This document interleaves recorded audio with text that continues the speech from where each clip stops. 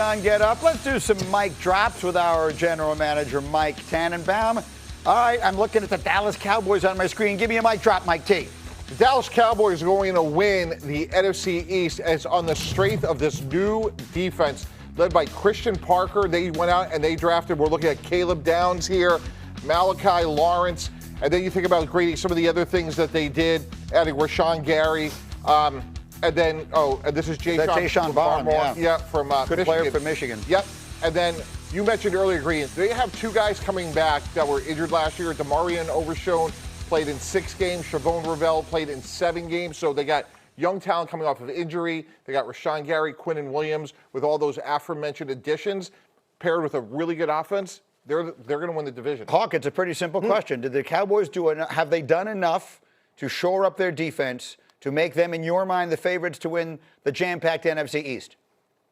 I still think this is the Eagles' division to lose, but I think the Cowboys have done enough to compete. They have definitely bolstered their defense for sure, and the big question still remains, can they get George Pickens back in the lineup sooner rather than later? I love their Caleb Downs pick because he is a safety that can make plays on every single level. He's a savant in football. He's a day-one leader for a defense that we saw week in and week out on your show, Greeny. We saw busted coverages from this defense. So they will definitely be better, but I think there's still questions remain around George Pickens, and I still think the Eagles are the best team in the division. Dan, I really liked how they maneuvered their way. If you had told me Caleb Downs was going to be available at number 11, I would not have expected it, and I don't know that they expected it either. They were very worried the Giants were going to take him at 10, so much so that they tried to trade up to 9 with the Cleveland Browns, couldn't get it done, and then once the Giants passed on him, they had to make that small move up one spot to make sure they got him. They think he's a guy that can solve a lot of problems because of his football IQ, the way he can get things organized on the back end. You have a first-time defensive coordinator, Christian Parker, who they're very high on, but he's never called the defense before in games, so we really don't know how that's going to go. What we do know is he's involved in figuring out what kind of players they need to draft for the defense he wants to run, and so those additions were targeted. Look, I'm not an evaluator, I'm a fan, but if you told me right now Caleb Downs is going to wind up being the best player in this draft, I would not be surprised. I don't think that would be an upset. If he played a different position, I think he would have been the first player off the board after Fernando Mendoza. He was that highly thought of. I just think that the position made it different, so the Cowboys, I think, may have gotten themselves a steal there. So that's Dallas on one side of this. Give me a mic drop involving an AFC powerhouse that we didn't see so much of last year. Greedy, the Kansas City Chiefs are going to win the AFC West as built based on the strength of their defense and what they did in the draft, starting with Mansour Delane, corner, LSU. I thought he was the best corner by far in the draft.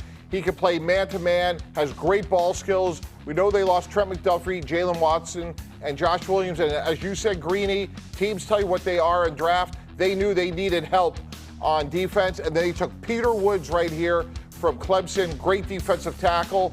They also added R. Mason Thomas, so they added 3 meaningful pieces to a defense.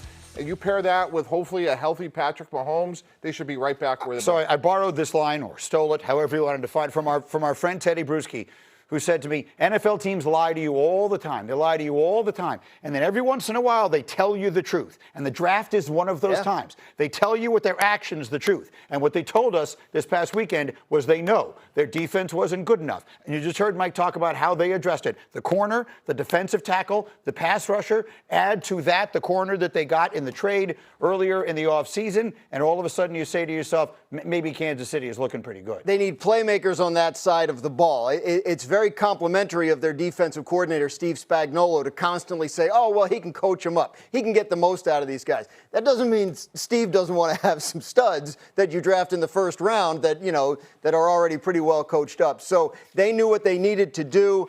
Their season will rise and fall on the health and effectiveness of Patrick Mahomes. When can he come back? When can he look like himself? But assuming that happens, they knew they needed playmakers on the defensive side of the ball, and they feel like they got a couple. Well, that's the question, is do they have enough of that, Hawk? I remember at some point we had a conversation here. If you're Patrick Mahomes, he's got to get healthy first and foremost. We hope that he does. And as soon as he's back at something close to 100%, if I'm him, I think I would like to, at some point, stop hearing people on shows like Get Up say, well, he'll just elevate what they've got. He'll just take whatever they've got. Do they have enough around him, Hawk? Let's say the defense is better, which it should be. Do they have enough around Mahomes to be ready for another run this quickly? I mean, right now I would say no. right? To your point, Mahomes is coming off of an injury. There's been some rumblings about Tyreek Hill also coming off of a pretty bad knee injury. I mean, when I went into this draft, I knew they needed weapons on defense, and they did a beautiful job of addressing that. I wouldn't have been shocked if they went with a receiver in the first round, let alone round second or third or beyond, because the consistent thing that we've said about this offense is they don't have enough help for Patrick Mahomes. Now, if there's going to be one position you're going to lean on to fill in the gaps, it's going to be Patrick Mahomes in the quarterback position. But that being said, I still have a ton of questions around their firepower with an aging Travis Kelce, or I should say fully aged Travis Kelce, who has contemplated retirement in multiple offseasons. Yeah, it's just, I mean, it was time, though. Like, they spent first-round picks on offense. Xavier Worthy, right? Josh Simmons. Like, it was time to address the defense in a meaningful way. And I think there are still some receivers out there that could have an impact. Exactly. And as Hawk mentioned, there's some around the league that think it'll be Tyreek Hill, but it could be Jawan Jennings. Yeah. I mean, there's plenty of guys, Deebo Samuel. So if they need a receiver, they could find one. I would have bet anything you wanted they were going to take Jordan Tyson. That's what I thought they were going to do. When they traded up? Yes, yeah. When they moved up, I thought they were moving up to take him. So the fact that they went defense there, they traded up to go defense. They knew what they needed. Everything that you needed to know. Okay, there's something else you absolutely need to know if you're a sports fan today. And that is that later today, former NBA player and assistant coach Damon Jones is expected to plead guilty in a case that saw the arrest of more than 30 people, including reputed mobsters and NBA coach Chauncey Billups and NBA player Terry Rozier. There are two cases here, wire fraud and money laundering. Jones is charged in both. He's accused of luring players, rigged poker games, and also giving bettors inside injury information. He would be the first player involved in this case to plead guilty. Also, yesterday, attorneys for Rozier filed a motion to dismiss his case, but that got overshadowed when federal prosecutors said they had new evidence that Rozier solicited and received a bribe and that they plan to file additional charges.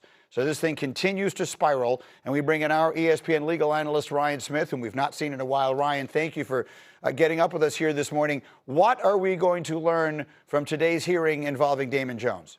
Greedy, the biggest thing is Damon Jones would get up in court and most likely, if he's pleading guilty, admit to what he did wrong in this case and admit elements of the prosecution's case.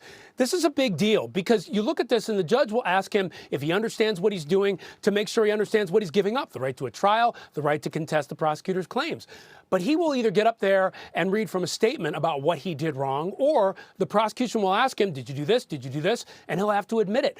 That becomes big in a case like this because this is the first person to come forward and prove elements of the prosecution's case through the guilty plea. We're not likely to have a sentence today. Today is mostly about owning up to responsibility for Damon Jones, and the sentencing likely comes later. Okay, and then how will today impact the other cases that are involved here?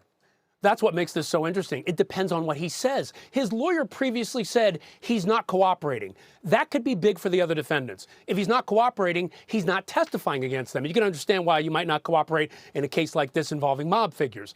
But on the other hand, if that's changed in any way and he is cooperating, that could affect everyone in this case. Who would he be testifying against? What would he be saying? What would he be saying about their involvement?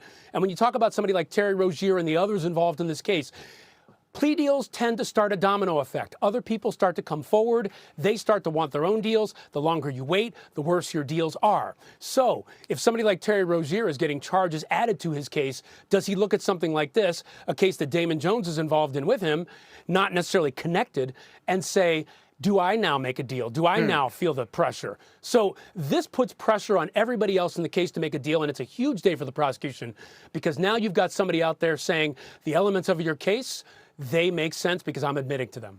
All right, Ryan, we'll lean on you for analysis of this as it goes forward.